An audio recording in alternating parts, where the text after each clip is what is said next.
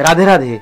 सफलता समस्तंकर आवश्यकता अच्छी सी आश्रम रुहतु किंबा सी संसार भितर रुहतु एवं से सफलता को पाइबापी हेले आम जीवन में सफला एकादशी पालन करवा। आसतु आम जाना केमिति आम संपूर्ण सफल हो पार। राधे राधे। समस्त को शुभेच्छा प्रदान करुच्ची, गुरुजन मान को प्रणाम निवेदन करुच्ची। सफला एकादशी एकथा आपण जानती जे आमे प्रति एकादशी आमे आलोचना करुच्ची एवं से आलोचना को बहुत परिमाण रे श्रवण करुचंती एवं निज जीवनचर्या पालन करुचंती। किंतु मोर प्रतिटी गुरुजन मान को एवं प्रतिटी युवपीढ़ी मान को एतिकी कहबी जे देख आज समाज रे प्रतिटी परिवार भितर झगड़ा लगुच, प्रतिटी परिवार भितर प्रतिटी जीवन भितर जंजाल बढ़ी जाइए एवं कलह मध्य बढ़ी जाइए। ता कारण होची आम सोशल मीडिया माध्यम रे यूट्यूब हो किंबा फेसबुक हो ए माध्यम रे आमे जहाँ भी किछि देखुचे अधिक आमे कौन देखुचे ना पर आलोचना, पर चर्चा, समालोचना एवं काहाकू व्यंगात्मक भाव में कहवा। ए सब कथा को आमे श्रवण करिवा पई, ए कथा को आमे सुनिया पई अति आनंद रे हसीबा पई आमे एक कथा चेष्टा करछे। किछि क्षणर हस, किछि क्षणर आनंद पाई आम परिवार भी नष्ट हो कहीं ना ए सब कथा आम परिवार भितर प्रभाव पड़ुची। किंतु जदि आमे भागवत, रामायण, शास्त्र, वेद, पुराण, साधु सन्थ मानकर कथा को श्रवण करिवा तेबे आम जीवन रे एवं आम भविष्यत दायद मानक जीवन रे एक परिवर्तन आसीबो। आ सेही परिवर्तन आनिबा पई सेही परिवर्तनर धारा को गोटी समाज भितर सृष्टि करिबा पई युव संस्कार गोटी महान प्रयास प्रतिटी युवपीढ़ी माने सहयोग करुचंदी। गुरुजन मान मध्य एथिरे स्वागत करुचंदी। एथिपाई मो सबु बेले आपण मानक पाखरे बाबाजी नरहरि दासंग पाखरे पहुँचे, मु निजे श्रवण करे, मो युवपीढ़ी मानक श्रवण कराए। ए सेवक कहीदेव जी बड़ कथा नुह, आगे निजे श्रवण करवा। आम जिते निजे गोटे जिनिस पालन करवा से समाज भितर परिवर्तन आसो। तेणुक मु बड़ भाई नरी भाई को प्रणाम निवेदन करुच्ची जे ये जो एकादशी वो भाई मैंने सब श्रवण करती, जो बहुत गुरुजन मान एकादशी को लेकिन श्रवण करती। किंतु आपण को मोर गोटे कथा जे शुक्ल पक्ष और कृष्ण पक्ष ए वर्तमान समय बहुत प्रभेद सृष्टि होची जे भाबुचन जे आमे कृष्ण पक्ष करिवु शुक्ल पक्ष करिवुनी। या ऊपर आपण एकादशी व्रत सबु व्रत करिबा उचित। आज्ञा काहे कि ना सबु व्रतर महिमा अछि। आज्ञा एकादशी व्रत करि परिबा हम तो सब क्लियर कहि सारिछे। आज्ञा आज्ञा जे एकादशी व्रत समस्ते करि परिबा, किछि एतर असुविधा नाही। आज्ञा किछि भय करिवार नाही। नाही एई एकादशी जो सफला एकादशी पौष मास कृष्ण पक्ष सफला एकादशी रे आज्ञा आमर भविष्यत पुराण रे दालाभ आउ ऋषि पुलस्तंक संवाद रे गोटे कथा अछि। आज्ञा ऋषि पुलस्त बसिचंती, दालाभ आसिले पचारिले मोर गोटे संदेह होची, मते मो संदेह दूर कर। अच्छा एई मानव समाज रे जो गुड़िक कहिछंती जे ए सब जिनस हेले पाप हब, आज्ञा पुण्य हेई पारिबनी, आज्ञा भगवत राज्य रे पसी पारिबनी, आज्ञा ये तो गोटे इंद्रिय मानकर कथा। आज्ञा साधारणतः मनुष्य माने इंद्रिय को दमन करवा स्वाभाविक कथा नुह।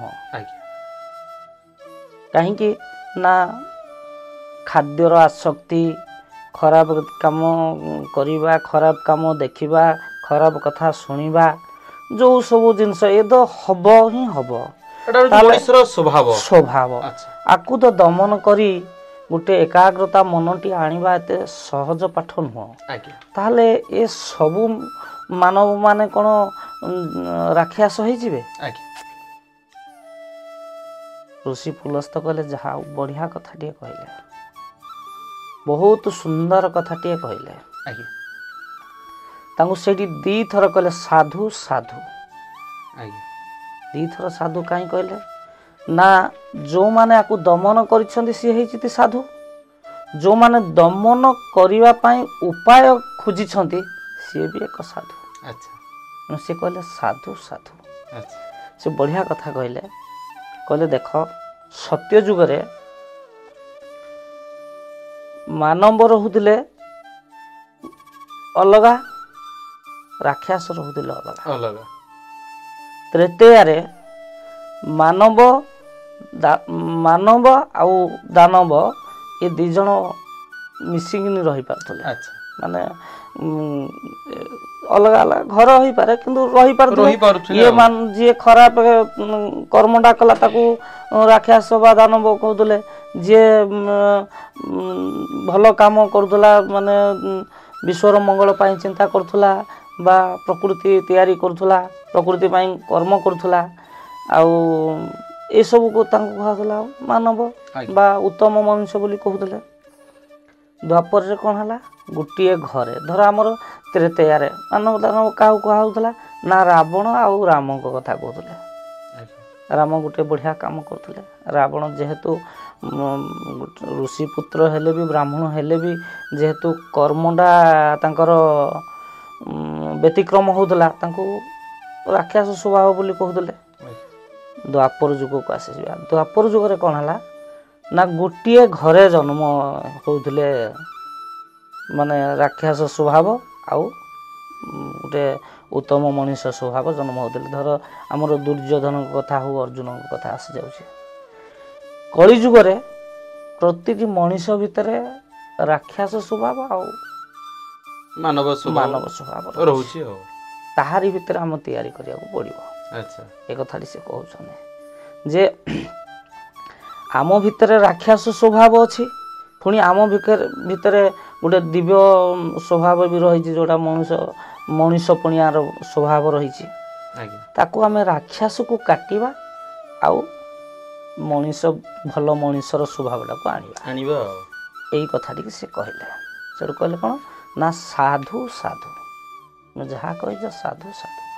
ଯିଏ ଆକୁ ଏସବୁ ଇନ୍ଦ୍ରିୟମାନଙ୍କୁ ଦମନ କରିପାରିଛି ସିଏ ବି ସାଧୁ, ଯିଏ ଦମନ କରିବା ପାଇଁ ପ୍ରୟାସ କରିଛି ସିଏ ବି ସାଧୁ। ତେଣୁ ତୁମେ ବି ଏଠି ସାଧୁ, ଆକୁ କେମିତି କଟାଯିବ ଏଇ କଥାଟି ସେ କହିଲେ। ଇଏ ସେଠୁ କହିଲେ ଯେ ଦେଖ, ପର ନିନ୍ଦା, ପର ଚର୍ଚ୍ଚା, ପରର ଦ୍ରବ୍ୟ ଅପହରଣ କରିବା ଇଏ ଏକ ରାକ୍ଷସ ସ୍ୱଭାବର କଥା। ଇଏ ଏମିତି ଗୋଟେ ଆମର ଅଛି, ଆମର ଇନ୍ଦ୍ରିୟମାନଙ୍କୁ ଆମେ ଦମନ କରିପାରିବାନି। ଏସବୁ ଜିନିଷ ଆମ ଭିତରେ ରହିବ, କାହିଁକିନା ଗୋଟେ ମଣିଷ ଭିତରେ ସବୁ ପ୍ରକାର ଜିନିଷ ରହୁଛି। ଗୋଟେ ପରିସ୍ଥିତି ପରିବେଶରେ ଚୋରି ବି କରିବାକୁ ପଡ଼ୁଛି, ପରିସ୍ଥିତି ପରିବେଶରେ ମିଛ ବି କହିବାକୁ ପଡ଼ୁଛି, ପରିସ୍ଥିତି ପରିବେଶରେ ପରଚର୍ଚ୍ଚା, ପରନିନ୍ଦା, ପର ଦ୍ରବ୍ୟକୁ ଅପହରଣ କରିବା, ଏରା ସବୁ କାହାର ସ୍ୱଭାବ ହେଇପାରେ, କିଏ କୌଣସି ପରିସ୍ଥିତିରେ ବି ହେଇପାରେ। ଏଇଟା ହବ। ତାହେଲେ ୟାକୁ କେମିତି କ'ଣ କରାଯିବ ସେ କହିଲେ। ସେଇଠି ଏଇ ସଫଳା ଏକାଦଶୀ କଥାଟି କହିଥିଲେ। ଆକୁ କେମିତି ପାଳନ କରାଯିବ ୟାଙ୍କୁ କହିଛନ୍ତି ଶ୍ରୀକୃଷ୍ଣର ସେବା, କୃଷ୍ଣର ସେବା, ଭଗବାନଙ୍କର ସେବା। ଜଣେ ମଣିଷ ତା ଭିତରେ ପ୍ରଚୁର ଅହଙ୍କାର ଅଛି, କ'ଣ ସେ ସେବା କରୁନି? ଜଣେ ପ୍ରବଳ ମିଛ କହିଲେ ସେ କ'ଣ ସେବା କରୁନି? କୃଷ୍ଣ ଭଗବାନ କି ଯାହାକୁ ହଉ ବି, ଗୁରୁଙ୍କୁ ହଉ, ଇଷ୍ଟଙ୍କୁ ହଉ, ଯାହାକୁ ହେଲେ ସେ ସେବା କରୁଛି। ଏଇ ସେବା ଭିତରେ ସିଏ ଇଆଡ଼େ ଭୁଲ କାମ କରୁଛି, ସିଆଡ଼େ ସେବାଟା କରୁଛି। ମୁଁ ଏତେ ସେବା କରୁଛି, ସେ ବୁଝିପାରୁନି, ଭୁଲଟା ବୁଝି ହୁଏନି। କାହିଁକିନା ଏମିତି ଗୋଟେ ପରିସ୍ଥିତି ଥିବ ଭୁଲଟା ବୁଝି ହେବନି। ଦେଖିବେ ଗୋଟେ ଜାଗାରେ ମିଛ କଥାଟା ଜଣେ କହିଦେଇକିନି ଆସିଥିବ, ବୁଝିଲୁ ଆଜି ମିଛରେ ଗୋଟେ ତାକୁ କହିଦେଇକିନି ଆଇଲି, ଖୁସି ହେଇଯାଉଛି। କିନ୍ତୁ ମିଛଟା ଆମ ପଛପଟେ ଯେ ଅପରାଧ ରହିଛି ସେଇଟା ଆଉ ଜାଣି ହେଉନି। ମୁଁ ଏତେ ତାପରେ ଯେତେବେଳେ ତା ଉପରକୁ ପଳେଇ ଆସୁଛି, ମୋତେ ଭଗବାନଙ୍କୁ ସେବା କରୁଛି, ନିଷ୍ଠାରେ ସେବା କରୁଛି, ପୂଜା କରୁଛି, ଆଜି ମୁଁ କାହିଁକି, କିନ୍ତୁ ସେ କଥାଟା ଟୋଟାଲ ହିଁ ମନେ ହିଁ ରହେନି ଲୋକଙ୍କର। ଆମର ଜମା ମନେ ରହିବନି, ଯାହାର ବି ହଉ ମନେ ରହିବନି, କାହିଁକିନା ସିଏ ଗୋଟେ ପରିସ୍ଥିତି ପରିବେଶରେ କହିକିନି ଚାଲିଛି। ସେମିତି ପୂଜାଟାକୁ ସେ ଗୁରୁତ୍ୱ ଦେଉଛି, ଏଇଠି ମୋର ପୁଣ୍ୟ ଅଛି ଭାବିଛି, କିନ୍ତୁ କର୍ମଟାକୁ ସେ ଗୁରୁତ୍ୱ ଦେଇନି, ଧର୍ମ କର୍ମଟାକୁ ସେ ଗୁରୁତ୍ୱ ଦେଇନି। ତେଣୁ କ'ଣ କରାଯାଇଛି ସେ ସେଠୁ କହିଛନ୍ତି, କହିଲେ ଏଇ ପୂଜା କରିବ, ସବୁ କର, ଦାନ କରିବାକୁ ପଡ଼ିବ, ଧର୍ମ ଦାନ ଧର୍ମ ସବୁ କରିବାକୁ ପଡ଼ିବ, କରିବା ପାଇଁ ସତସଙ୍ଗ କରିବାକୁ ପଡ଼ିବ, ଦାନ କରିବାକୁ ପଡ଼ିବ। ନିଜର ନିଜେ ଯେତିକି ପରିଶ୍ରମ କରିଛେ, ଆଗ ନିଜେ ଯେତିକି ପରିଶ୍ରମ କରିଛେ ସବୁବେଳେ ମନେ ରହିବ, ମୁଁ ଚାରଣା ଟଙ୍କାଟେ ରୋଜଗାର କଲି, 1 ପଇସା ହଉ ମୁଁ ଦାନ କଲି, 100 ଟଙ୍କା ରୋଜଗାର କଲି, ଟଙ୍କାଟେ ହଉ ମୁଁ ଦାନ କଲି, ତାର ମୂଲ୍ୟ ଅଛି। ଦାନ କଲେ ତାର କୁହନ୍ତି ମୂଲ୍ୟ ଅଛି, ଅର୍ଥ ଶୁଦ୍ଧ ହୁଏ ବୋଲି କୁହନ୍ତି, ଜୀବନ ମଧ୍ୟ ଶୁଦ୍ଧ ହୁଏ। ଶୁଦ୍ଧ ହବ। ଏଣୁ ମୂଲ୍ୟ ଅଛି। ତାହାରି ଭିତରେ ଗୋଟେ ପୁରାଣ କଥା ସେ କହିଲେ। ଆଚ୍ଛା।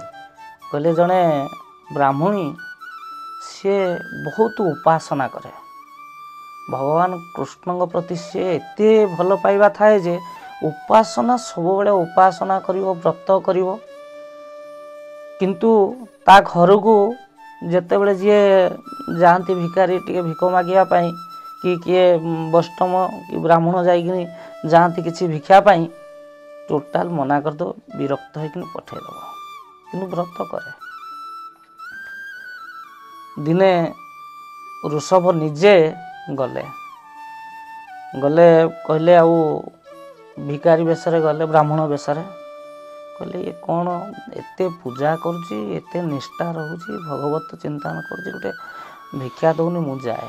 ଗଲା ଯେତେବେଳେ ଭିକ୍ଷା ଦେବା ପାଇଁ, ସେ ଭିକ୍ଷା ନ ଦେଇକିନି ଆଗ ମାନେ ତାଙ୍କର ଗୋଟେ ଚାହାଣୀ, କଡ଼ା ଚାହାଣୀରେ ସେ ଚାହିଁକିନି ଗୋଟେ ସୁନ ହସ୍ତର ଜିନିଷଟାକୁ ଏମିତି ଦେଇଦେଲେ।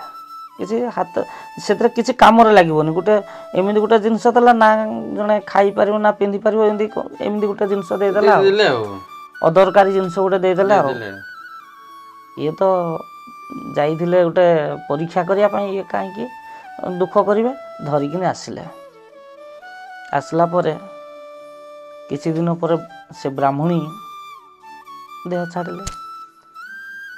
ଯାଇ ପହଞ୍ଚିଲେ କେଉଁଠି ନା, ଯେହେତୁ ଭଗବତ ଚିନ୍ତନ ମାନେ ଉପାସନା ବହୁତ କରିଛନ୍ତି, ବହୁତ ଯେଉଁ ଇଏ କରିଛନ୍ତି, ଉପାସନା କରିଛନ୍ତି, ପୂଜା କରିଛନ୍ତି, ସେ ଯାଇକିନି ସେଇ ଜାଗାରେ ପହଞ୍ଚିଗଲା ବେଳକୁ ପୁଲସ୍ଥ ବସିଛନ୍ତି, ସାଙ୍ଗେ ସାଙ୍ଗେ ତାଙ୍କର ସେଇ ବେଶରେ ସିଏ ରହିଗଲେ, ଗୋଟେ ଯେଉଁ ବେଶରେ ଭିକ୍ଷା ଦେଇଥିଲେ ସେଇ ବେଶରେ ଗଲେ। ଆଉ ସେ ଯେତେବେଳେ ଯାଇଛନ୍ତି, ଦେଖିଦେଲେ ଇଏ କ'ଣ ଏଇଠି, ନୀରବ ହେଲେ। ସିଏ ଭଲ ଜାଗାରେ ରହିଛନ୍ତି, ତାପରେ ସେଠୁ କବାଟ ଦେଇଦେଲେ।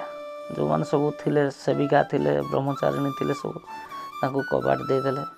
ଏ କବାଟ କ'ଣ ଖୋଲୁନାହାନ୍ତି, ମୁଁ ଏତେ ଉପାସନା କରିଛି, ଏତେ କୃଷ୍ଣଙ୍କୁ ଡାକିଛି, କୃଷ୍ଣ ମୋତେ ଦର୍ଶନ ବି ଦେଇଛନ୍ତି, ଇଏ କ'ଣ? ସେଠି ଗୋଟେ ଆଭାସ ଆସିଲା ଯେ ତୁମ ଉପାସନା କରିଛ, ଧର୍ମ କ'ଣ ଜାଣିନଥିଲ, ଦାନ କ'ଣ ଜାଣିନଥିଲ, ସେଇଥିପାଇଁ ତୁମକୁ ଏଇ ପରିବେଶ ଦେଖିବ କିନ୍ତୁ ଉପଭୋଗ କରିପାରିବନି, ଆଉ ତୁମକୁ ଏଠି ରହିଲେ ଦାନା କନା ମିଳିବନି। ସେ କହିଲେ କ'ଣ ନା, ଦର୍ଶନ କର, ତୁମେ ଦର୍ଶନ ପାଇଁ କରିଥିଲ, ତୁମେ ଦର୍ଶନ ପାଇଁ ପୂଜା କରିଥିଲ, ଉପାସନା କରିଥିଲ, ସବୁ କରିଥିଲ, କିନ୍ତୁ ତୁମେ ଆଉ ତୁମେ ଦାନା କାନା ନେଇକିନି ତୁମେ ଚଳିବା, ସେଇଟା ହେବନି। ତାହେଲେ ମୁଁ କ'ଣ କରିବାକୁ ପଡ଼ିବ? ସେଠି ସିଏ ଜଣେ ଆସି କହିଲେ ତୁମେ ତୈଳ ଦାନ କରିବାକୁ ପଡ଼ିବ, ଆଉ ଏଇ ପୌଷ ମାସରେ କୃଷ୍ଣ ପକ୍ଷ ଯେଉଁ ସଫଳା ଏକାଦଶୀ ବ୍ରତ କରୁଛ, ସେଇ ବ୍ରତଟି କର। ଯେମିତି ଆମର ନାଗମାନଙ୍କ ଭିତରେ ବାସୁକି ବା ଯଦି ଏଇସବୁ ଜିନିଷ ରହିଛି, ଅସୁସ୍ଥ ଯେମିତି ବୃକ୍ଷ ରହିଛନ୍ତି, ଏମିତି ସବୁ ରହିଛି, ସେମିତି ବ୍ରତମାନଙ୍କ ଭିତରେ ଇଏ ଶ୍ରେଷ୍ଠ ବ୍ରତ ହେଉଛି ଏକାଦଶୀ ବ୍ରତ। ଆଉ ଏଇ ପୌଷ ମାସର ଶୁକ୍ଳ ପକ୍ଷ କୃଷ୍ଣ ପକ୍ଷର ସଫଳା ଏକାଦଶୀ ବ୍ରତଟି ତୁମେ ପାଳନ କର। ଏଇ ପାଳନରେ ଆକୁ କହିଛନ୍ତି ଯେ ଆକୁ ଅହରାତ୍ର ତୁମେ ନାମ ଭଜନ କର, ମାନେ ପ୍ରତିଟି ଏକାଦଶୀରେ ନାମ ଭଜନ ପାଇଁ ଗୁରୁତ୍ୱ ଦିଆଯାଇଛି। ଏବଂ ନିଜେ ମଧ୍ୟ ସୁକଦେବ ସେଦିନ ରାଜା ପରୀକ୍ଷିତଙ୍କୁ ଗୋଟେ କଥା କହିଥିଲେ ଯେ ଆଲୋଡ଼ୟମ ସର୍ବଶାସ୍ତ୍ରାଣି ବିଚାର୍ଯ୍ୟ ଚ ପୁନଃ ପୁନଃ, ତମେ ଯେତେ ମୋ ପିତା ବ୍ୟାସଦେବ ଯେତେ ଶାସ୍ତ୍ର ଲେଖିଛନ୍ତି, ଯେତେ ପୁରାଣ ଲେଖିଛନ୍ତି, ମୁଁ ସବୁ ପଢ଼ିଛି, ପୁଣି ବିଚାର କରିଛି, କିନ୍ତୁ ସାରାଂଶ ହେଉଛି ନାମ କରିବା। ମାନେ ନାମକୁ ପ୍ରତି ଯୁଗରେ ଗୁରୁତ୍ୱ ଦିଆଯାଇଛି ଆଉ କଳି ଯୁଗରେ ସବୁଠାରୁ ଅଧିକ ଗୁରୁତ୍ୱ ଦିଆଯାଇଛି। ତେବେ ସଫଳ ଏକାଦଶୀରେ ଏଠି ନାମ କରିବା ପାଇଁ ଗୁରୁତ୍ୱ ଦିଆଯାଇଛି। ଆଚ୍ଛା, ଅହରାତ୍ର ନାମ ତୁମେ କଲେ, ତୁମେ ଯେଉଁ କାମ ଯେଉଁ କରିଛ, ଭିକ୍ଷା ଦେଇନ, ଶୂନ୍ୟ ଭାଣ୍ଡ ଫୋପାଡ଼ିଛ, ଏଣୁ ତୁମର ଏଇ ଅପରାଧ ପାଇଁ ଏଇ ପର ନିନ୍ଦା ପର ଚର୍ଚ୍ଚା ଏସବୁ ବ୍ରତ କରିଛ, ଦର୍ଶନ କରିଛ, ସବୁ କରିଛ, କିନ୍ତୁ ଉଚିତ ମାର୍ଗକୁ ତୁମେ ଯାଇନ। ଏଥିପାଇଁ ତୁମେ ପର ନିନ୍ଦା କରିଛ, ପର ଚର୍ଚ୍ଚା କରିଛ, ପର ଦ୍ରବ୍ୟରେ ତୁମେ ଆସକ୍ତି ରଖିଛ। ଏଗୁଡ଼ିକ ସବୁ କଟିବା ପାଇଁ ହେଲେ ତୁମେ ଏଇ ବ୍ରତଟି କର। ବ୍ରତ କଲେ କ'ଣ ହେବ ନା ଏସବୁ ଜିନିଷ ତୁମର କଟିବ। ତୁମ ଭିତରେ ଯେଉଁ ପ୍ରେମଟା ଦାନ ଧର୍ମ ପ୍ରତ୍ୟେକ ମାନବ ଭିତରେ ବା ଜୀବଜଗତ ଭିତରେ ଭଗବାନ କୃଷ୍ଣଙ୍କୁ ଦେଖିବାର ତୁମର ସୁଯୋଗ ପାଇନ, ଏବେ ପାଇବ। ଗୋଟେ ଧାରାରେ ଗଲେ ଜୀବନର ପ୍ରେମମୟ ହବ, ଗୋଟେ ଆନନ୍ଦମୟ ହବ। ଏଣୁ ସବୁ ଜୀବଜଗତ ଭିତରେ ସବୁ ଜାଗାରେ ଭଗବାନ କୃଷ୍ଣ ଅଛନ୍ତି, ଗୁରୁ ଅଛନ୍ତି ବୋଲି ଯଦି ତୁମ ଭିତରେ ଆସିବା ପାଇଁ ହେଲେ ଏ ସଫଳ ଏକାଦଶୀଟି କର। ଏ ସଫଳ ଏକାଦଶୀ ସେ ପଚାରିଲେ ସଫଳ ଏକାଦଶୀଟି କିଭଳି ଭାବରେ ପାଳନ କରିବି ନା, ଯେହେତୁ ତୁମେ ଏ ଅପରାଧ ତୁମେ କରିଛ, ତାହେଲେ ତୁମେ ତୈଳ ଦାନ କର, ଖାଦ୍ୟ ଦାନ କର, ତାପରେ ଅହରାତ୍ର ତୁମେ ନାମ କର। ନାମ କଲେ ଏଇ ଅପରାଧ ତୁମର ଦୂର ହେବ। ତେଣୁ ଏଠୁ ଆମକୁ ଗୋଟେ କଥା ଶିକ୍ଷା ମିଳିଲା, ଆମେ କେବଳ ଯେ ପିଲାମାନଙ୍କ ଉପରେ ଜୋର ଜବରଦସ୍ତ କହିଦେବା ଯେ କାଇଁଟା କରୁନୁ, କାହିଁ ସେଟା କରୁନୁ, ଏମିତି କହିଦେଲେ ପିଲାମାନଙ୍କ ଉପରେ ଯଦି ପ୍ରଭାବ ପଡ଼ିବ ନାହିଁ, କେବଳ ଭୟରେ ସେମାନେ କରିବେ। ପ୍ରଭାବ କେତେବେଳେ ପଡ଼ିବ? ଯେତେବେଳେ ଆମେ ନିଜେ ଆମ ନିଜ ଜୀବନଚର୍ଯ୍ୟାରେ ଆମେ ପାଳନ କରିବା। ଆମେ ନିଜେ ପ୍ରାର୍ଥନା କରିବା, ତାଙ୍କୁ ଡାକି ଆଣି ବସେଇ ପ୍ରାର୍ଥନା କରିବା। ଆମେ ନିଜେ ଏକାଦଶୀ କରିବା, ସେମାନେ ମଧ୍ୟ ଦେଖୁ ଦେଖୁ ସେମାନଙ୍କୁ ମଧ୍ୟ ଏକାଦଶୀ ଗୋଟେ ସରଳ ମାଧ୍ୟମରେ ସୂକ୍ଷ୍ମ ମାଧ୍ୟମରେ କଲେ ସେମାନଙ୍କ ଭିତରେ ପ୍ରେମ। ସବୁଠୁ ବଡ଼ ଜିନିଷ ହେଲା ବାପା ମା ହେଲେ ପରିବେଶ ବା ପରିସ୍ଥିତି।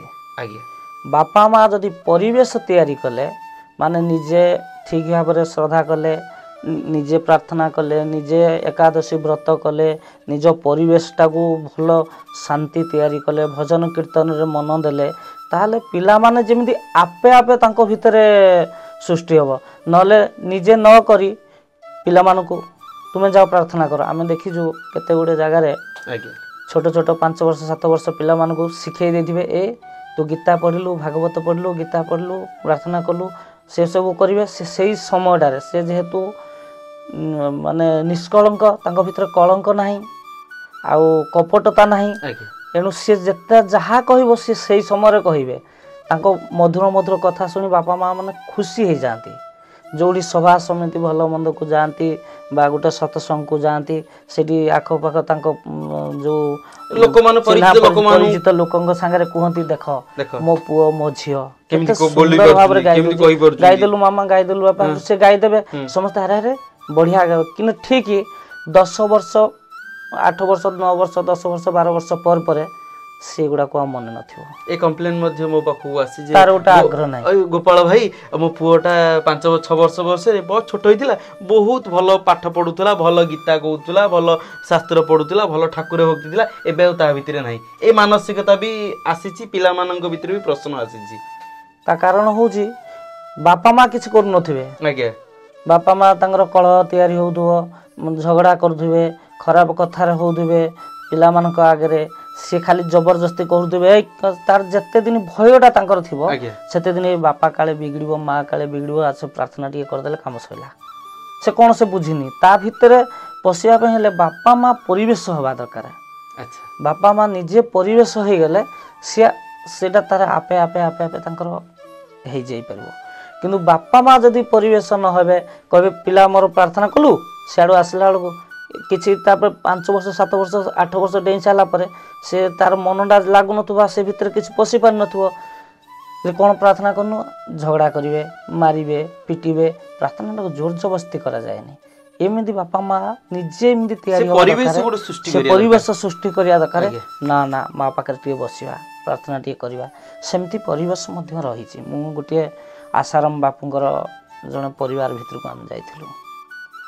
ବହୁତ ବଡ଼ ବଡ଼ ହେଇଗଲେଣି ସେ ଛୋଟବେଳେ ଦେଖିଛୁ ବଡ଼ ବେଳେ ବି ତାଙ୍କୁ ଦେଖିଛୁ ସିଏ ଠିକ୍ ସମୟରେ ପ୍ରାର୍ଥନା ଠିକ୍ ସମୟରେ ତାଙ୍କର ବ୍ୟବହାର ଆଚାର ବିଚାର ବ୍ୟବହାର ଜଣେ ବନ୍ଧୁବାନ୍ଧବ ବସିଲେ ତାଙ୍କ ପାଖରେ କେମିତି କଥା ହେବା କ'ଣ ହେବ ତାଙ୍କ ଶୈଳୀଟାକୁ ସେ ପର୍ଯ୍ୟନ୍ତ ରଖୁଛନ୍ତି ସିଏ ବି ତାଙ୍କର ବି ବୟସ ହେଇଗଲାଣି ପଛେ ସେ ଶୈଳୀଟାକୁ ରଖିଛନ୍ତି କାହିଁକି ନା ତାଙ୍କ ବାପା ମା' ନିଜେ ପରିବେଶ ହେଇଯାଇଛି ଯେତେବେଳେ ପିଲାମାନେ ବସିଛନ୍ତି ସେତେବେଳେ ଧୀରେ କଥା ହେବା ଭଲ ବ୍ୟବହାର ଦେଖାଇବା ତାଙ୍କର ଚାଲିଚଳନ ଠିକ୍ ଭାବରେ ଦେଖାଇବା ଏସବୁ କଲେ ପିଲାମାନେ ହେଇଗଲେ ଆଉ ପିଲାମାନଙ୍କୁ ଧମକେଇ ଚମକେଇ ଖୁସି ହେବା ପାଇଁ ଗୀତା ପଢ଼ିଲୁ ଭାଗବତ ପଢ଼ିଲୁ ପ୍ରାର୍ଥନା କଲୁ ସତ୍ସଙ୍ଗ କଲୁ ଆ ମନ୍ଦିରକୁ ଯିବୁ କାହିଁ ମନ୍ଦିରକୁ ଯାଇନୁ ଏଇଟା ଚନ୍ଦନ ମାରି ଦେଇଥିଲେ ତୋର ପୁଣ୍ୟ ହେଇଥାନ୍ତା ଆଜି ପରୀକ୍ଷା ଦେବାକୁ ଯିବୁ କାହିଁ ଚନ୍ଦନ ମାରିନୁ ନା ତା ଭିତରେ ଅଟୋମେଟିକ୍ ସୃଷ୍ଟି ହଉ ତା ଭିତରେ ଅଟୋମେଟିକ୍ ସୃଷ୍ଟି ହେବା ଦରକାର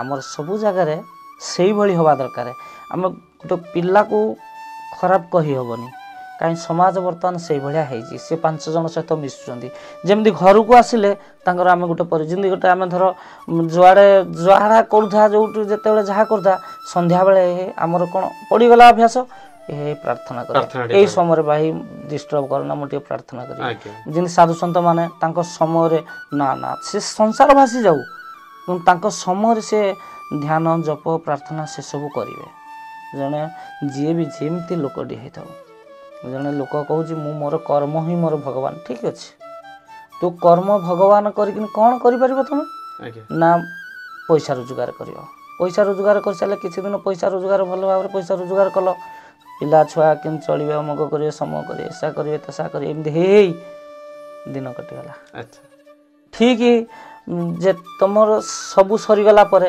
ଯେତେବେଳେ ଯେଉଁ ଜାଗାରୁ ତମେ ଆସିଛ ଯେମିତି ବାବା ଗୋଟିଏ କଥା କହିଥିଲେ ମା ଯଦି ପଇସା ଦେଇକିନି ବଜାରକୁ ପଠେଇବେ କ୍ଷୀର ପାଇଁ ତୁମେ ଯଦି ମଦ ନେଇକି ଯିବ ମା କ'ଣ କରିବ ସେମିତି ପ୍ରଭୁ ପଠେଇଛନ୍ତି ତମେ କର୍ମ କରିବ ତମ ଦାୟିତ୍ୱ ବହନ କରିବ କିନ୍ତୁ ମୋ କଥା ଟିକେ ମନେ ପକେଇବ ନା ନାହିଁ ବାଃ ବଢ଼ିଆ କଥା ଆପଣମାନଙ୍କ ଭିତରେ ଥିବା ପ୍ରତିଟି ପ୍ରଶ୍ନର ଉତ୍ତର ନିଶ୍ଚିତ ଭାବରେ ଆପଣ ପାଇସାରିବେ କିନ୍ତୁ ଏ ସେବକ ସବୁବେଳେ ଆପଣମାନଙ୍କୁ ଗୋଟିଏ କଥା କହେ ଯେ ପରିବାର ଠାରୁ ଗୋଟିଏ ପରିବେଶ ପର୍ଯ୍ୟନ୍ତ ଆଶ୍ରମ ଠାରୁ ସଂସାରିକ ଜୀବନ ପର୍ଯ୍ୟନ୍ତ ସନ୍ନ୍ୟାସୀ ଠାରୁ ଆରମ୍ଭ କରି ଜଣେ ଗୃହସ୍ଥ ପର୍ଯ୍ୟନ୍ତ ସମସ୍ତଙ୍କ ପାଇଁ ଆବଶ୍ୟକତା ରହିଛି ଶୃଙ୍ଖଳା ସମସ୍ତଙ୍କ ପାଇଁ ଆବଶ୍ୟକତା ରହିଛି ଶାନ୍ତି ଏବଂ ସମସ୍ତଙ୍କ ପାଇଁ ଆବଶ୍ୟକତା ରହିଛି ଭଗବାନଙ୍କର କୃପା ଏବଂ ଗୁରୁଙ୍କର ଆଶୀର୍ବାଦ ତେଣୁକରି ଆଶା କରୁଛି ଆପଣମାନେ ଆପଣ ନିଜ ପିଲାମାନଙ୍କୁ ଏ ବ୍ରତରେ